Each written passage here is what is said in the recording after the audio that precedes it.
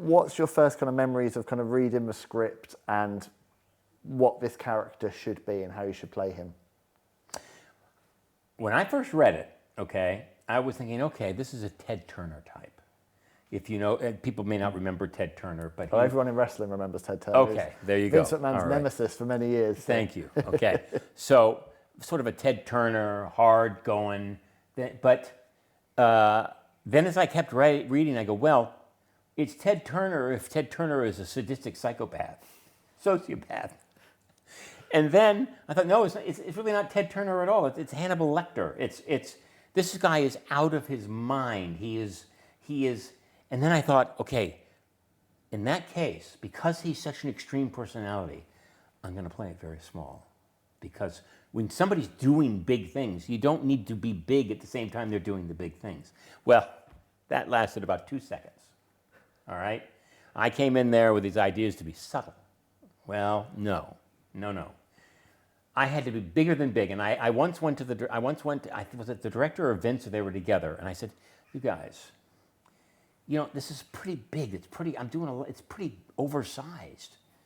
And I think Vince said, Kurt, you're acting with a guy who's 6'7" wearing red spandex. You can't be big enough. And I thought, well, he has a point. He has a point. So, you know, I did it, and, you know, it's nice to look back on and say, wow, I did that. Boy, I couldn't do that now. I couldn't do that now. But I could do it then, and I fulfilled my role. I gave them what they wanted, and I gave it everything I had.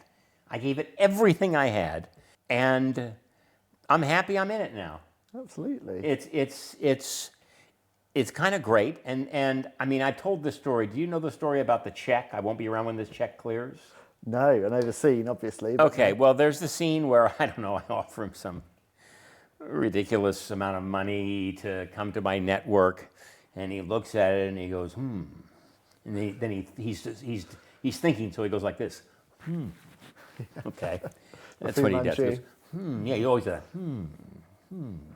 okay, and then he's a thespian. He's, you know what though? God bless him.'s not an actor. He's not supposed to be an actor. No. I mean, you can't, just because they've given him all this money and put him in this movie. You know, he's not particularly bad as a first-time actor. He's actually good as a first-time actor. He's just a first-time actor. So, yeah. I mean, I'm not trashing him in any way, shape, or form in that regard, because you can't expect anybody who's never acted in a movie before. Look I've acted in movies before, and I was horrible in it. So you can't expect Hulk to. And also with a lot of pressure, like the world's going to be watching that film. Yes.